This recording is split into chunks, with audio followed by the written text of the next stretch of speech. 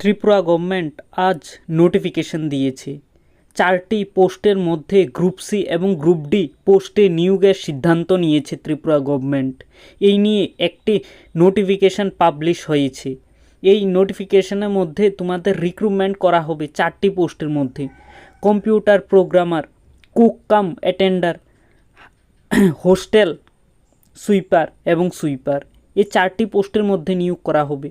Computer প্রোগ্রামের মধ্যে কি কোয়ালিফিকেশন চাওয়া হয়েছে, কুক কাম অ্যাটেন্ডারের মধ্যে কি কোয়ালিফিকেশন চাওয়া হয়েছে, হোস্টেল সুইপারের মধ্যে কি কোয়ালিফিকেশান চাওয়া হয়েছে, কতগুলো পোস্ট রয়েছে, সুইপারের মধ্যে কতগুলো পোস্ট রয়েছে, এটা নিয়ে আমি সম্পূর্ণ একটা বিস্তারিত ভিডিও বানিয়ে দিয়েছি।